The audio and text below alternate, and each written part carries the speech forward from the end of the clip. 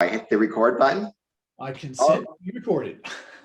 All right, here with worshipful brother Matthew Copple, and we are back in Missouri, not O'Fallon or St. Louis, where I've had the pleasure of speaking with brother Randy Sanders, but rather Kansas City for, again, worship brother Matthew Copple. Thank you so much for being here. Well, thank you. It's a great honor to be on it. So, there are a lot of exciting things happening in Missouri. I've included a link in an email blast I sent out about it, and I'll include a link in the description to this video. But, Missouri is celebrating 200 years of Freemasonry in your amazing state. So congratulations on that to yourself and to, all the Missouri Masons.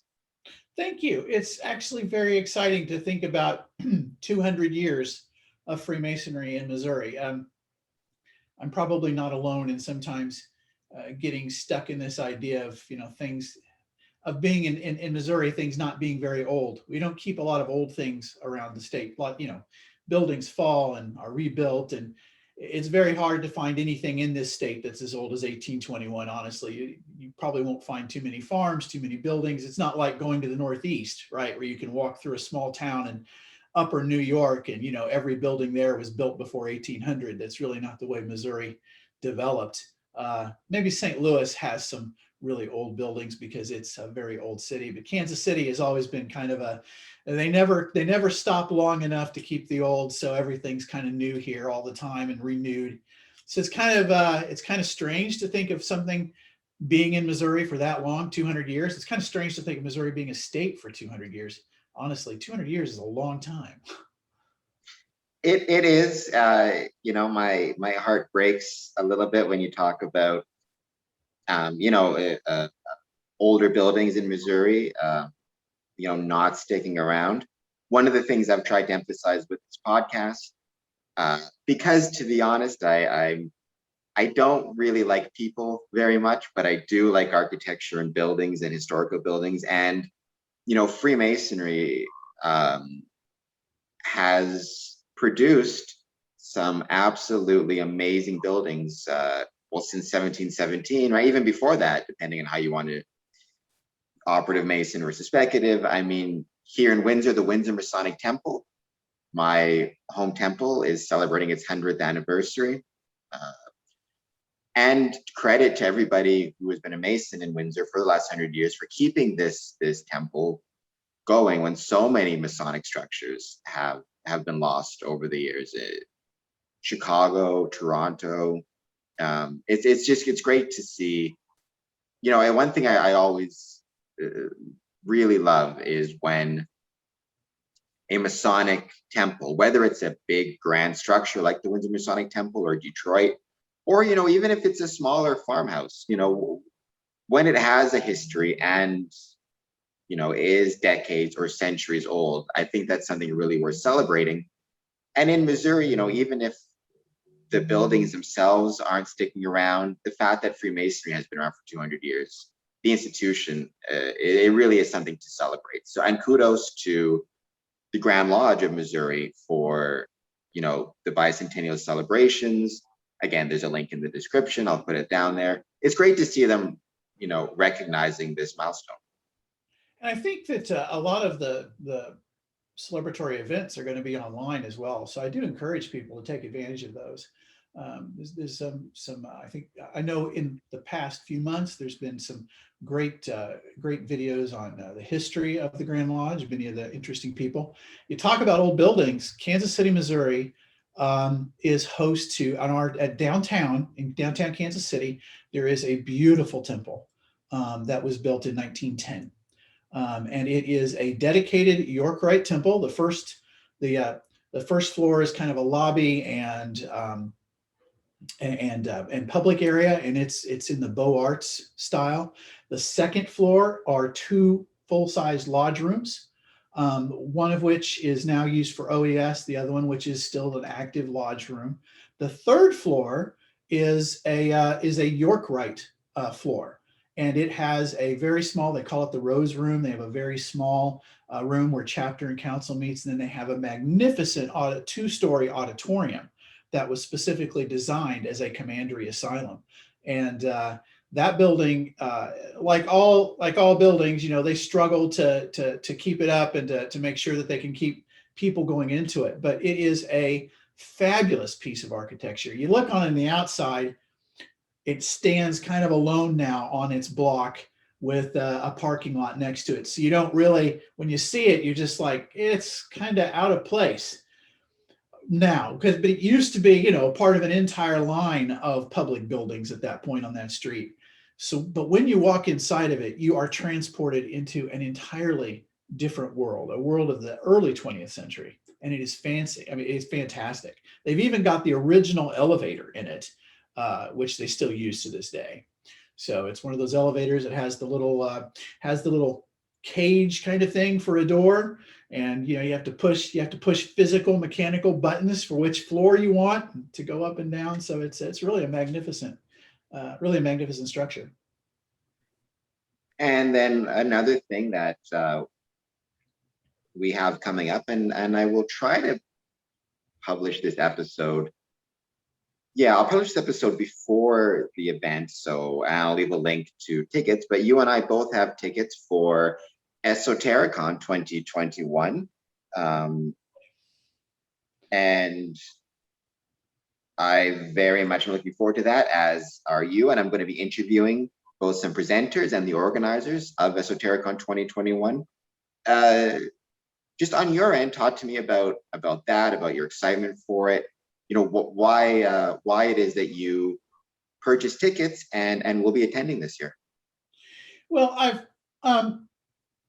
for me, for a long time, Freemasonry has kind of always been, for me, not just something that I go do to see the boys, but it's always been something that is a spiritual path for me. I'm very, very open about that. My father actually said once that for him, and this is kind of heretical in Missouri and probably most Freemasonry, but he said, for me, you know, going into a lodge, as he said, is the closest thing I ever feel like I'm going into a church. And I've kind of inherited that spirituality from him. So I have for many years really tried to study several of the things that they're going to talk about in Esotericon. What excites me about Esotericon is that it's out in the public, it's in the open.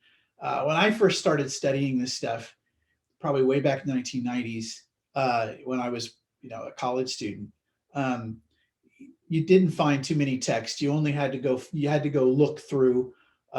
You had to find a New Age bookstore somewhere. And when you came out, you know, everything was kind of in a brown bag, just as if you went to a liquor store, right? Because you didn't want anybody to know you were carting around those strange books about the Golden Dawn or about magic or about, you know, esoteric Freemasonry. You just didn't want people to see that. Good, polite people didn't read stuff like that back then.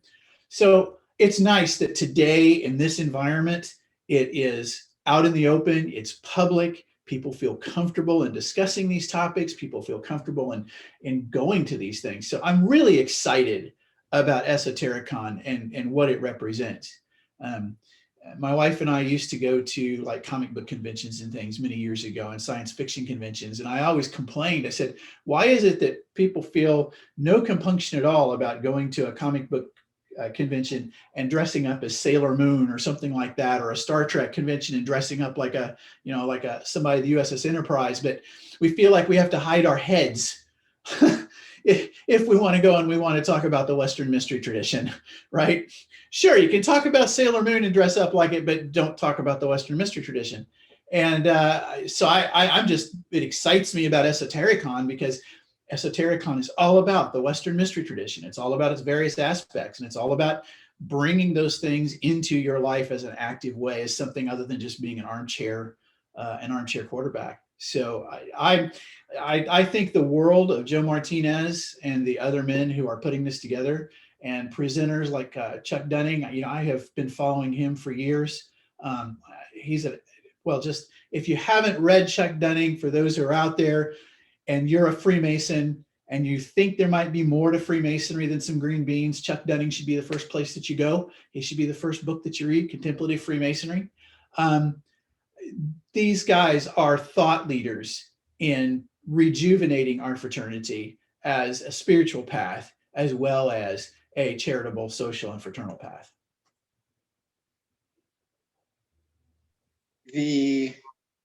Well, I have a very I've been starting to develop a and this is a good thing that you're on the podcast, a discomfort with the spiritual, or with the, I guess the question is, where does the esoteric versus, I don't know what the right term is, practical, like where do you find that balance?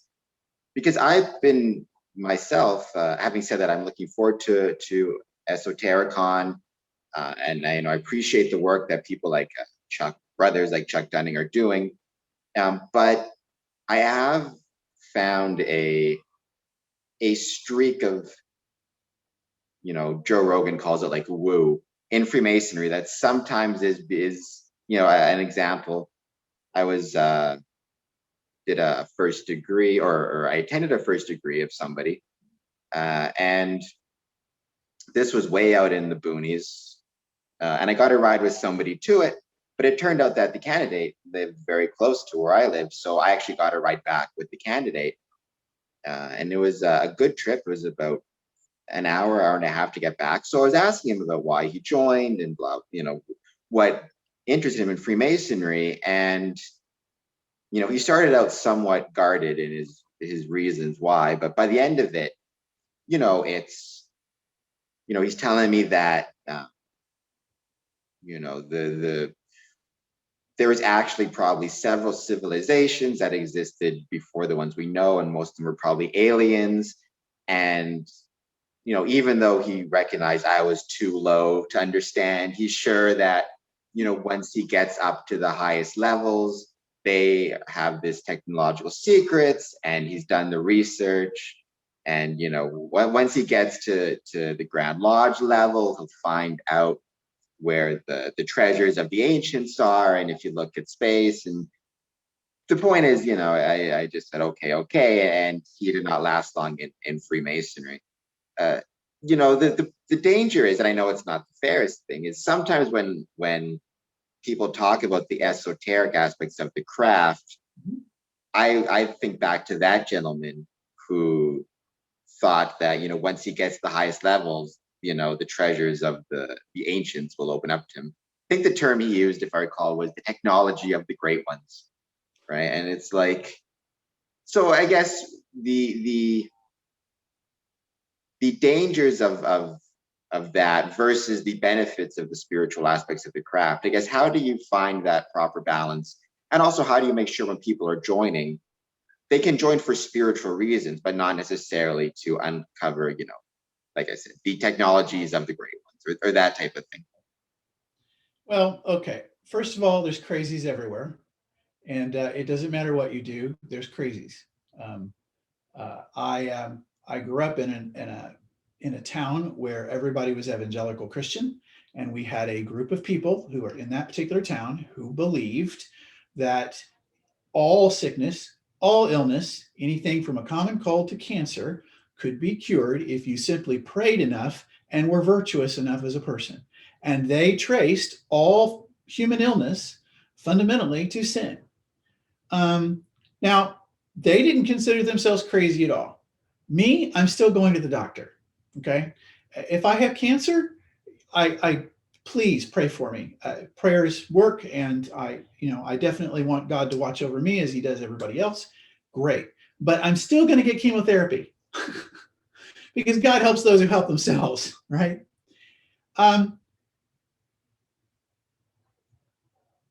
There's a gentleman by the name of Michael Shermer, who is actually, he's an atheist and a skeptic, but I really like his books because I'm kind of an analytical guy, which is going to sound strange to somebody who likes to do esoteric Freemasonry, but I'm in a very analytical profession as a computer programmer, and I tend to look at things in terms of logic and code. One of the things that he says is always be open-minded, and I'm getting the quote wrong, but I've got the paraphrase. Always be open-minded, just don't be so open-minded that your brain falls out. You always have to have a filter. Just because you say, just because you label something with esoteric, it's the same way if you label something Christian or you label something Buddhist. I have Buddhist friends who believe very firmly that if, that their masters can walk through walls if they just concentrate enough. Now, is it possible? Okay, perhaps. I got to say, I've never seen it. And what I understand about physics would probably, I'm not sure that that would be possible, but, that's what they believe. I'm perfectly fine for folks to believe what they want to believe.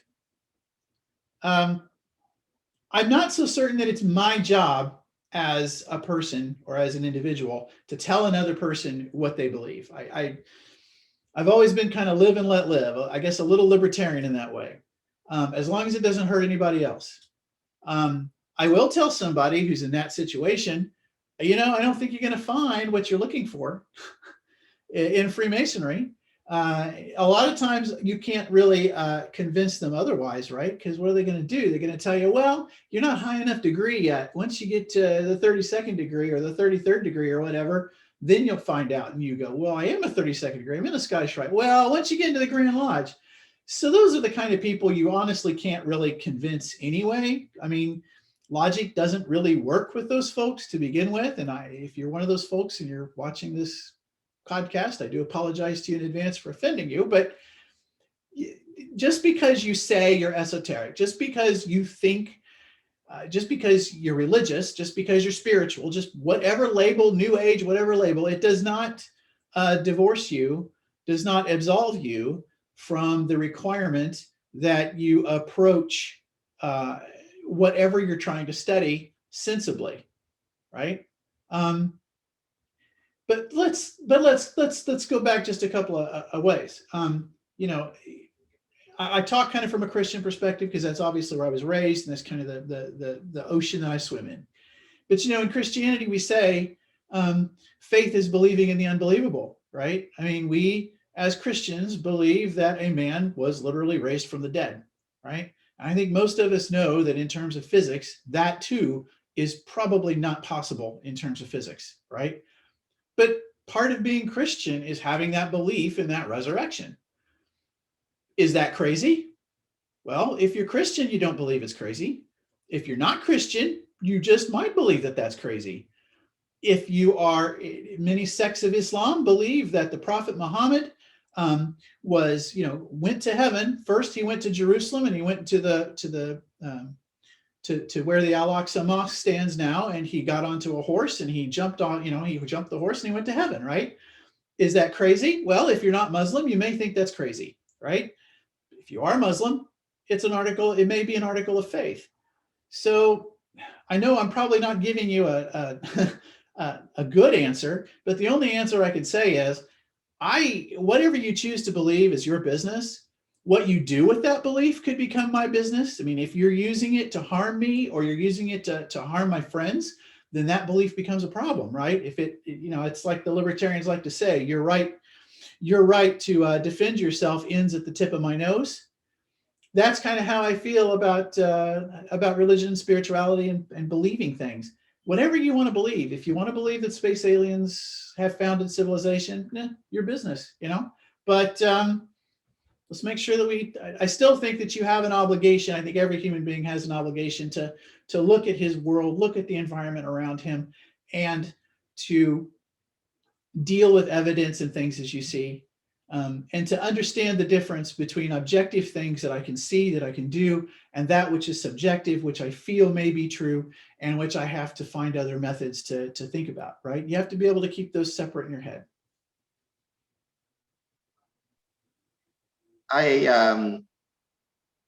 You brought up something earlier, and it got me thinking about some videos I've seen.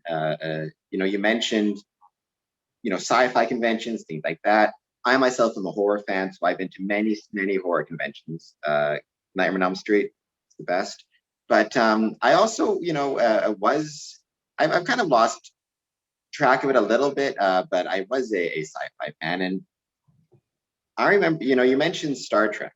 I don't know if you're a Star Trek fan. You do have Yoda behind you, so I don't know if that means you're on the Star Wars side of it. I love Star Trek and Star Wars, and I love them for different reasons. But I actually got to see Star Wars when it first. I'm old enough to have seen Star Wars when it first came out in the theaters. It was the very first movie I ever saw in a theater with my father. We kind of went on a date for my birthday, this father-son thing for my birthday. So for me, that moment was very special. So I've been a Star Wars fan ever since I was like not quite 7 years old, and then Star Trek I kind of got fond of when I became a college student. But I love both of them. I love science fiction, fantasy. I love all that stuff. So this observation isn't original to me. I saw it on the YouTube, but it did get me thinking. I born in '83, so I kind of came across Star Trek Next Generation when I was young, and that show in particular and Captain Picard was like, and Star Trek that Star Trek episode or that Star Trek series in particular was like famously pro science and very anti spirituality. There's that famous episode where they're studying like a pre-warp civilization, and then they accidentally Star Trek or Starfleet accidentally shows themselves to the villagers, and then one of the characters suggests that Captain Picard, go down and give them a way to live and become like a savior or a religious figure. And Captain Picard famously refuses and says, no, we're going to try to explain this to them in scientific ways and make them understand that there's nothing supernatural about this. But the later Star Trek series and science fiction in general seems to be much more have a spiritual element to it and a spiritual component to it. And I'm just talking on the fly here, but and this could apply to Freemasonry too, in the sense that it seems that as we have advanced tech, with technology, we have more Zoom, we're doing more and more of these things. It seems though that there's more and more of a hunger amongst people for spirituality and for spiritual growth, which maybe is being reflected in not just Star Trek, but in a lot of TV shows nowadays. There seems to be a greater emphasis on, this spirituality as opposed to technology. It seems that we've reached a point where we're almost have so much technology where we find discomfort in it and we're longing for more spiritual answers to things. Whereas maybe in, the late 80s, early 90s, it was the opposite. We were more looking at technology as a savior or a rationality. And I guess the question is that something that Freemasonry can offer to people, is a spiritual, a place of spiritual growth and esotericism that really does, in a sense, shun technology. I mean, it doesn't shun it, but at least in a lodge meeting, one thing that should be par for the course is all cell phones get turned off, right? It's a place kind of separate from the 24/7 online, internet, Twitter, cell phone world that we kind of find ourselves in. I think you're definitely onto something. So one of the things I think historically, I'm also a history geek among all other things. One of the things that I found interesting historically is the back and forth relationship that humankind has with technology. Even as far back as 2,000 years ago, more than 2,000 years ago, we have the myth of Prometheus, the idea that he brought fire to men, right? And he gets punished by the gods for bringing fire to men, because fire is the earliest technology that human beings have had, right? We've had it. In fact, it may be that fire and learning how to deal with it may be one of the things that made us human, that made us transform, evolve into our present form. But we see this constant tug between technology and spirituality, and people are want to use it, but we're always a little afraid that if we use it, we become a little less human by doing so, right? And we don't just see this with the myth of Prometheus. There is, from the days of the church fathers, there was this idea that the world before Adam fell, before the fall of man, there was this idea that the world was one where man didn't need technology. He didn't need to till the earth. He didn't need to hunt animals. Women didn't need to suffer during childbirth because God provided everything. And then men, we had to go and eat that apple, and suddenly technology appears, right? So this has been a tension that we have always had. And it really became, I think it really started to become a spiritual problem in a way, especially in the Enlightenment, because we suddenly started, technology became a lot more important to society. I mean, it's always been important to society.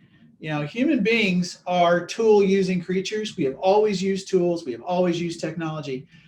And technology has always moved forward, sometimes slower, sometimes faster. But starting in the Enlightenment, with the printing press, knowledge just goes all over the planet, especially all over Europe, but everywhere Europeans went. And with it comes technology and the ability to take these ideas that we have and pass them around. And suddenly you see this idea kind of cropping up religiously of the universe as being a clockwork mechanical thing, just like a clock that they would make, or just like any of the interesting little not the microscopes, the telescopes and things that they were making, right? They're like, well, the world must be that way. We've discovered calculus, right? Newton and Newton discovers calculus, and they're like, oh my, you know, with calculus we can make the world completely predictable now. The world therefore must just be a clock, and that's where we get the deist idea that, you know, God turned on the light switch and then went into the kitchen and got some potato chips and is just watching the TV. It's kind of the deist idea. That comes from this idea that, you know, the world is clockwork. It's just, and then we steadily got this idea mixed in with this is this idea of progress, that as we come up with every brand new technology, it makes our world better and better and better. But even over the modern period, that idea has been trashed time and again. For example, we have the German Romantics, right? Their idea was, wait a minute, we've got all this technology around. We've got all these people doing commerce and stuff. And really, we should be getting back to the land. And then you get up to World War I, and you have the horrible carnage of World War I, where for the very first time, we see industrial carnage, right? And you see all of these literature coming out after World War I, Ernest Hemingway and For Whom the Bell Tolls, and Remarque, the existentialists, all these people going, look what technology got us. It blew chunks and it killed all these people. And is technology really a good thing? And then we went a few years longer and we get up to the 60s, the 50s, the 60s, the 70s, the 80s. We've got televisions, we've got computers right on top of that. We got cell phones. And suddenly people are like, oh my, look, progress again. We've got all these great technologies. Human society must go at the same rate, but human society doesn't change at the same rate that technology does, right? Just because we've got great machines doesn't mean that we develop the wisdom to be able to use them wisely, right? I got a cell phone, but I can still use it to dial up porn or drugs or to try to hurt somebody with it. I can hack it, right? There's all kinds of things. I'm still a human. And so I think people have started to see, especially since the 1990s, they've started to look at what, and I'll say this, all major religions really, but especially Christianity has really adopted, and I think part of it's just because that's the zeitgeist that we've come up, this idea of the clockwork universe. And well, where does spirituality fit in if all we are just machines who are running little programs? You know, what is life about if all God really did was turn on the switch, walk into the TV room with some potato chips and just watch the world unfold? What kind of religion is that? What kind of spirituality is that? How do I get answers?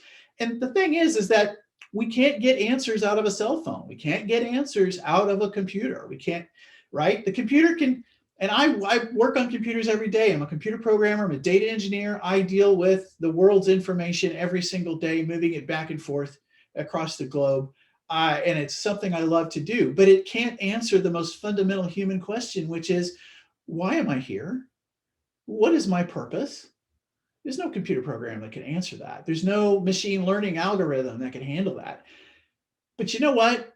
Places like Freemasonry, like a Masonic lodge, with a group of men who are united in their intention to answer these fundamental questions, that's a place where they can go.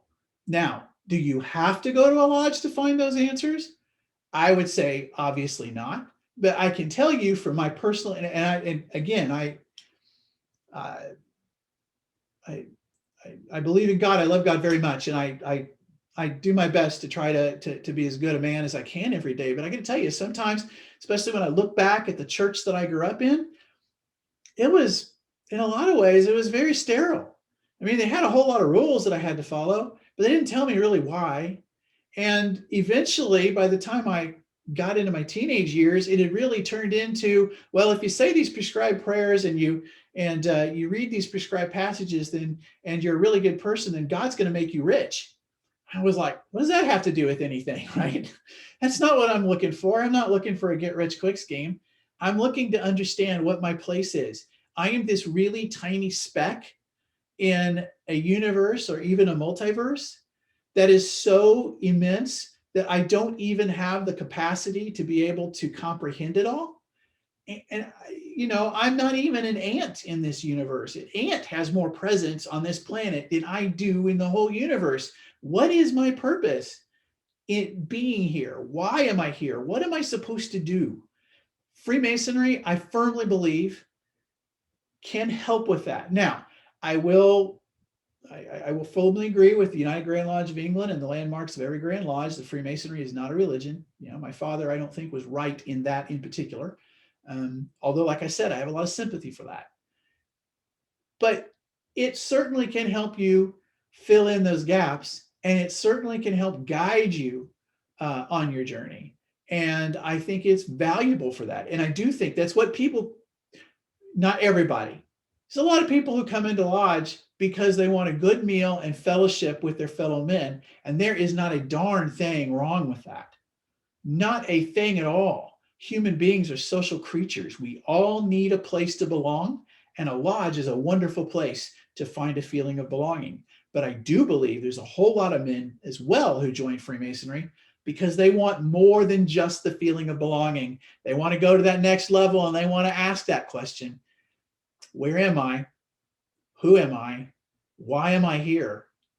And that Freemasonry can provide some techniques to help them formulate those answers for themselves, to help them in that, like Bob Davis likes to say, in that lifelong hero's quest, right? So yeah, I think that's what Freemasonry can be. It doesn't have to be that for you. I think my grandfather used to say that Freemasonry was different for every single person.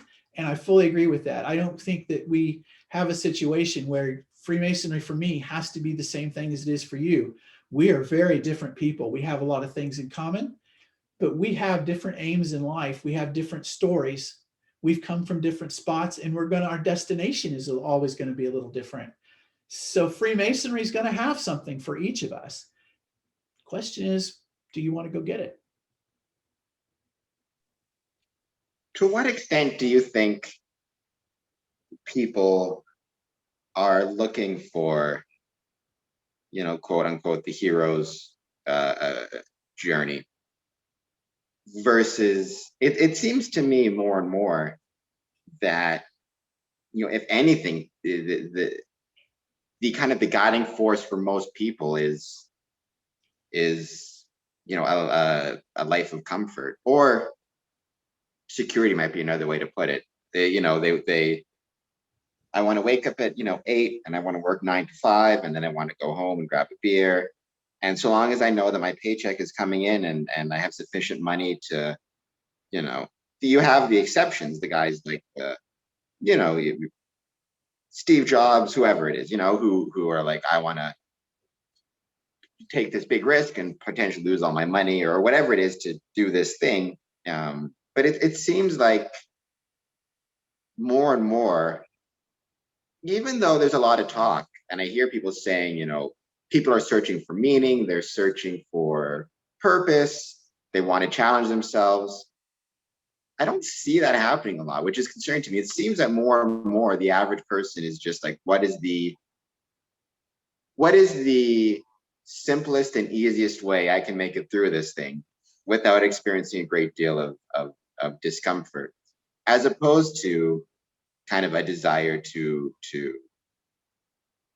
be the best worshipful master of a lodge, for example, or whatever it is. Like, do you think that people still have a desire or desirous of a hero's journey, or is there a push more and more towards comfort and security, and so long as I can make my bills, and I know what my life is going to be, I don't have to change the world or go on a spiritual quest? Or do you think that that's actually not the case, that people really are desirous of a spiritual journey and a spiritual life, and they're just maybe, I'm just not seeing it, or we're not seeing it in the world, that desire is not being filled? Or is it just that people are scared that if they take a risk, if they go out there, people got to eat. So, and they're tired, and they're being bombarded by all sorts of stimuli every day, and it's just, they don't have the same, the pressures are different than what they were 50, 100 years ago. Because of that, people's attitudes toward life are different. Well, of course, Maslow's hierarchy says, right, that fundamentally basic security is at the bottom, the basic of the pyramid. You got to be able to get enough food. You got to feel secure in your person and being able to get food for your family. At the very top of the pyramid is self-actualization, right? And according to Maslow, we gradually move up that pyramid, right? And we're at various pieces of it throughout our lives. It's not a one-way journey up. Sometimes you go all the way to the top and then you fall down, right? As soon as you may get sick or you lose your job, or other times you stick at some pyramid. It's in the middle of the pyramid. So it's a hard question to answer, to say, well, what is everybody like? I'm not quite certain. I think that the hero's journey is applicable to us all, because I do believe that, and while I'm not a psychiatrist, and I'm certainly not experienced in Jungian psychology, I can say that I feel that all humans, because of that, whether you believe in the hierarchy of needs or not, all humans do fundamentally have this need to actualize ourselves. I think every single human being at some point in his life asks that question, why am I here? The question, though, becomes, how much energy am I going to use to find the answer to that question? And we're going to have different people are going to have different sets of needs. I've kind of been asking that question since I was a little kid. I mean, I remember I grew up in a rural part of Missouri where there wasn't a lot of ambient light. And so I walked around and I got to see a lot of stars, right? And I remember always thinking, why are they there? And of course, my parents would give me all those children's stories about why the stars are there. But I always had that question. Why are they there? What am I doing here why am I this little person in this really big place, right? Not everybody is like that, but I think everybody has that question once in a while. Not everybody really wants to seek that question, because going after those questions requires a lot of work. And by that, I don't just mean it requires a lot of effort. I mean, it also requires a heck of a lot of courage, because you end up sometimes coming to really answers that aren't very satisfactory, right? Sometimes you come up and you have to be able to say, I'm just not sure. Or you have to look deep inside yourself for these things. And I think that looking inside yourself can be a very difficult thing. All of us, human beings, are very bad at self-reflection, and I'm probably at the top of that list of being bad for self-reflection, because I'm an extrovert. I like to be around people. I like to be in the center of the room. And when you want to be the guy who wants to be in the middle of everything, right? It's kind of hard to look down deep and find those find those things you don't want to see or that other people might not want to see. But you have to do it if you really want to seek it. I think everybody has that capability. Everybody has that capacity. And I think that everybody goes through those stages, whether they want to or not, because that's a psychological need of ours. I don't think that everybody manages to go straight to the top of Maslow's pyramid through their lives. A lot of people are content. Once I've got my basic needs met, I'm content with watching sports. And you know what? Maybe that's self-actualization for them. Last night, I was over at my neighbor's house and we were enjoying some conversation. And one of my neighbors just blurts out, he says, I only do two things, he says. I drink and I watch sports. That's what he does.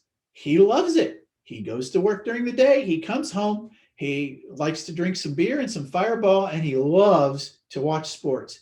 And when he talks about it, he's very animated. I am not much of a sports person. I'll readily admit that. But I was wanting to watch a ball game after listening to him talk about, I guess there's a basketball tournament going on.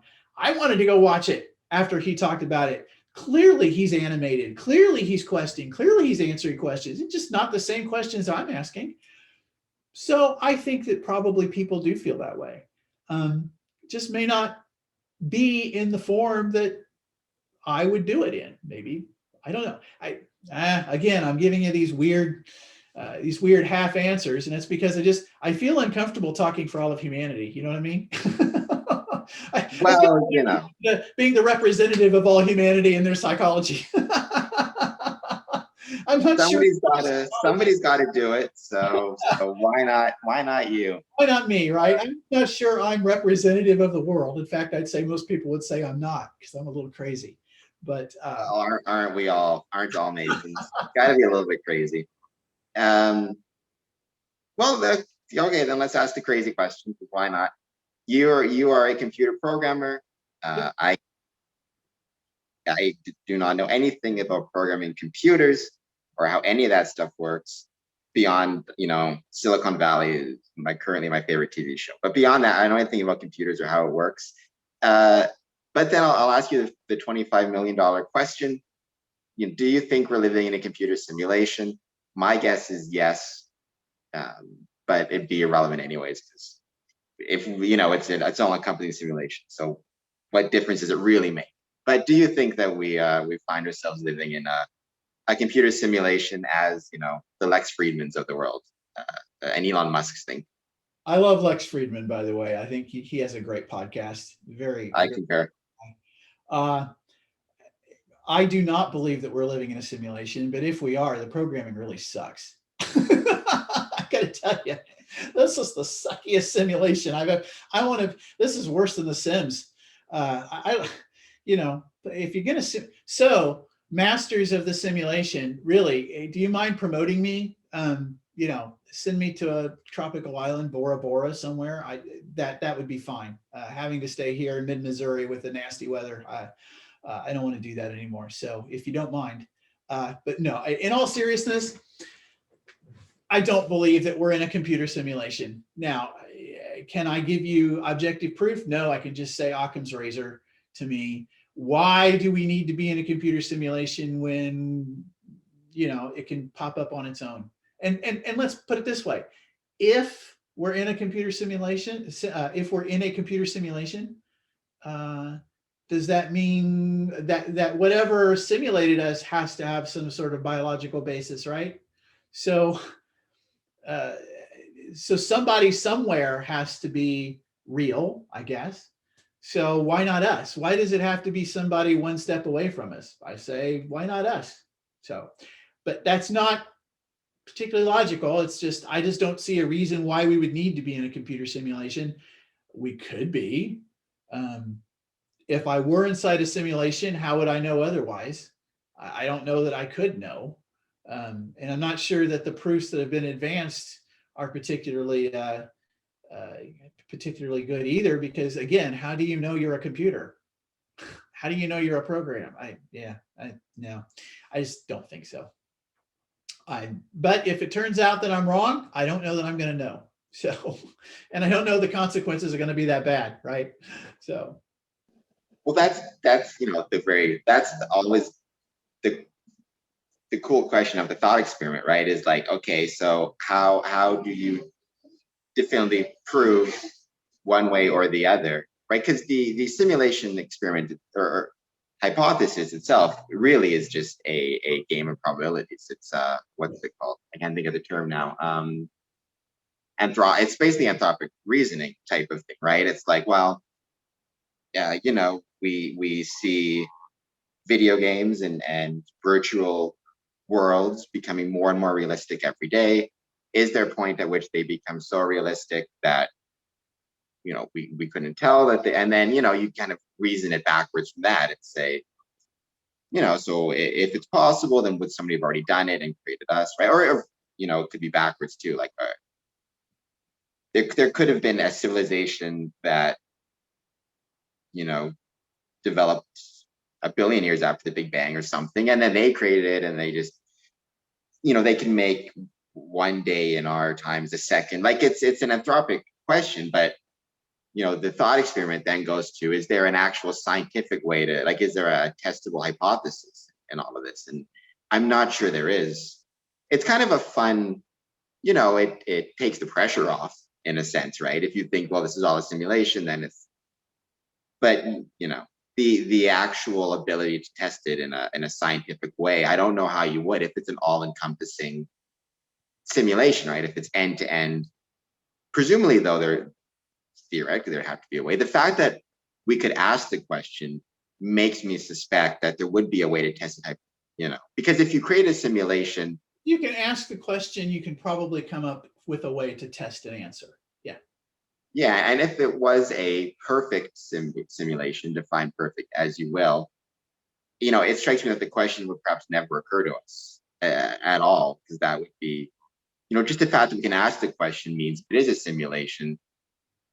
The alien overlords or whoever it is, they'll let the glitch in there somewhere, because why would you simulate something that could then question its origins in reality? Or maybe taking the simulation thought, I have a couple thoughts on that, but taking the simulation thought further, perhaps it's not a glitch, but it's a necessary byproduct to be able to do other things, for us to be able to ask other questions. It's sort of like, well, you can answer question A, B, and C. I have to give you the ability to do question D as well, because otherwise you won't be able to ask questions A, B, or C, right? Going off the computer simulation into evolution, there's a whole lot of features in biological bodies of various animals and things that you would think to yourself, why is that there, right? For example, why do we have this nearly, why do we have these vestigial tails and vestigial organs, that looked like they probably belong to fish? Well, it's because evolution is not perfect, right? It's good enough. And it's not guided in that particular way. It's that animal A had 3 offspring, and the second offspring had a mutation, and he just happened to have marginally more children marginally more ancestors over the next couple thousand years than the others. And he was really lucky and didn't get eaten by a Tyrannosaurus Rex, right? So you can imagine sort of the same kind of thing happening in a simulation. But I would also invite you to think about this from a 10,000 foot level. Think of the idea of a computer simulation as, in a way, being the ultimate argument from intelligent design. Human beings have been hypothesizing the existence of deities, and that humans, the universe, and everything is created since we were human. In fact, maybe before. I think there's a lot of evidence that Neanderthals had symbolic thinking. And, they put ochre over their bodies and they buried their dead. They may very well, and they engaged in what looks to be sympathetic magic. So they obviously felt that there was something out there that was controlling things. So we have had this argument from design from the beginning of humanity. And it hasn't really aged well as we've discovered more about our world. The various arguments put forth, the first, the 6 days in Genesis, the creation story in Genesis 1, Genesis 2, or the creation stories of the Maya, who said that everything began in a cave, or various myths. They haven't necessarily aged well. So we've had to come up with myths that conform with society as we see it now, with the environment as we see it, and the environment as we know it. In the 80s, when I was a kid, there was a strong push, especially here in the Midwest, for what was called intelligent design or creationism, and they tried to match Darwin's theory of natural selection and neo-Darwinism against the biblical creationism, and it didn't work very well. I mean, they don't mix very well. So you can see the idea of us being a computer simulation as another form of this idea of intelligent design. Maybe our God, so to speak, in this form is actually a computer programmer somewhere who has put together Earth as a simulation. To me, it matches historically and philosophically with the way human beings have been looking at our world and our origins from the beginning of time, which also tells me no matter how technological you are, there's still a spiritual core to us all. That's just my opinion there. I'm probably gonna get in a lot of trouble for this podcast. I can't imagine the amount of email you're about to get. I do apologize in advance. I'm fine with it. I'll take all the emails. Though there's a slight, the devil's in the details. There's this, so there's intelligent design, and then you can contrast that, which really, I think when people talk about intelligent design, I think what they actually mean is purposeful design. And I think there's a slight difference between those two things. I've been involved with political stuff in the past, and there's this, so in Canada, we have like ridings. We have 338 ridings. And if you're politically inclined, what you can do is you can go to this website, I don't remember what it is now, and you can type in, you can set different parameters. You can say if the Liberal Party gets this many votes, Conservative Party gets this many votes by percentage, and then you just hit enter, and then you see the results of those parameters you've set on the screen. I suspect it's possible that, when I say we're a computer program, I don't mean we necessarily in the sense of you and I were designed. If computing power was sufficient enough, and I have no idea how it would have to be, or if it would be possible to create a computer so powerful, the computer programmer, some nerd somewhere in some other universe, could just sit there and be like, what happens if we had a universe where the mass of the electron was this, and the gravitational constant was this, and then you set all these constant, you hit the enter button, which I suppose would be the equivalent of the Big Bang, for lack of a better, and then you just run it out. And again, because you can set time up however you want to, they could just be running through the simulation to see what would that produce. For all we know, the programmer might not even know we exist. You could still be checking out how how some other star, Alpha Centauri, is doing, right? And has it made it to our solar system yet? But I do. It's a byproduct. It might not even. Yeah. We could be the least important part of the simulation. He could actually only care about, the planet Zod, where they're having some amazing things, and we're just some, backwater part of the simulation. But I think it's just an interesting question in terms of it leads you into fun areas. Mm-hmm. And I think that's the fun thing of esotericism is I don't necessarily believe it all or don't believe it all, but the exercise of engaging in these ideas and in these thoughts, and somebody like a Chuck Dunn, and a Joe Martini, these Ryan Flynn, all these guys, it kind of causes you to it creates a more full lodge experience and a more full life experience, because it allows you to think in different ways and open yourself up to different possibilities and engage in a new perspective that may, even if that perspective isn't quite right, it leads you to the next perspective, which could be right, that type of thing.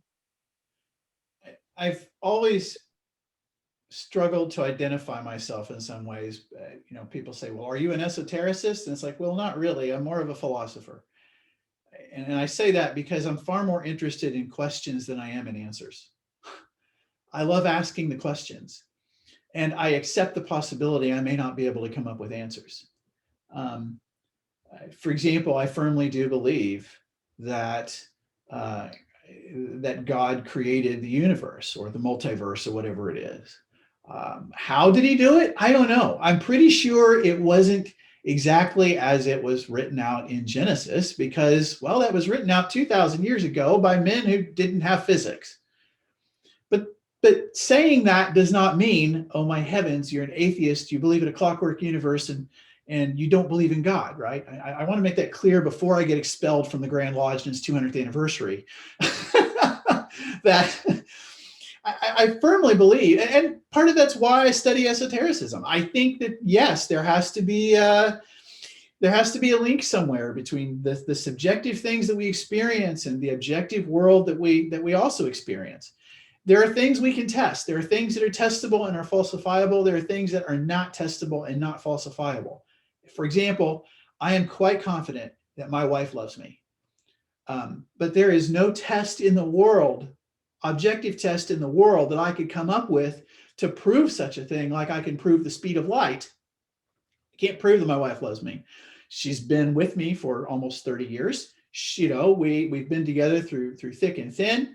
And I say I love her. Well, how do I prove to you or anybody else that I love my wife? Well, I could probably list 1,000 different things, but you could go through each one of those and say, I know people who don't love their wives who do exactly the same thing. That's an example of something you and I both know is absolutely true, right?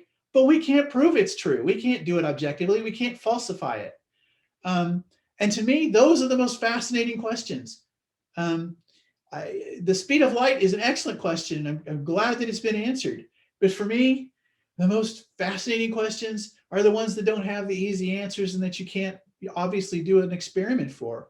Why, like I said, why am I here? What is love? Why do I love people? Why do I feel this way about my wife? Why is it that I feel this combined excitement about my son going on to his next adventure after high school, but I also feel this unfathomable grief that somehow it's not like he's dying, but it's like somehow he's leaving me? Why do I feel that? There is no test for that. So I think those are the fascinating questions. And I think when we talk about whether we're a simulation or not a simulation, or whether we go back to Bishop Paley's clock, or we even with Dawkins, and his theories, they're all about human beings asking fundamental questions about who we are and what our place is, and those are fascinating and important. And I think we all have them. We just don't all chase after them with the same amount of effort. Well, speaking of effort, a good place to kind of wrap this up is something, that does take a lot of effort, but it's very rewarding, is, Masonic Lodge activities and events. And we mentioned before, Missouri Sunrise 200th anniversary. For yourself, you are a past master of 2 lodges. We're recording this in June, so we're coming up to the summer. I understand that Missouri takes July off, if I recall correctly. Some lodges do, some don't. So what's happening with Freemasonry in Kansas City and in your lodges? Anything exciting coming up? And are your lodges doing anything particular to mark the 200th anniversary, or is it all being coordinated through your Grand Lodge? Well, I I don't know much about the schedule in Missouri. I apologize for that. I apologize to my fellow Missouri Masons, because I am far more active with my lodge, Mount Zion Lodge in Kansas. And that's really what I kind of consider my home lodge. I'm very proud to have been raised in Missouri, and I'm very proud to be a Missourian, but I spend more time with Mount Zion. I can say that one of the things I'm looking forward to, and I encourage any of our Missouri Masons, if you're interested, to look into this, is that we are my Yorkite group, which is in South Kansas City, the Kansas City chapter, Kansas City Council, and Kansas City Commandery. They are hosting a Yorkite festival in July. And if you've ever wondered about the Yorkite, about the various Yorkite or American Rite, When in July? oh, I'd have to go look it up here. Give me just a moment. So let me find it here. No worries. While you're doing that, I'll take this time to just mention to everybody, if you like these videos, etc., then comment on the video.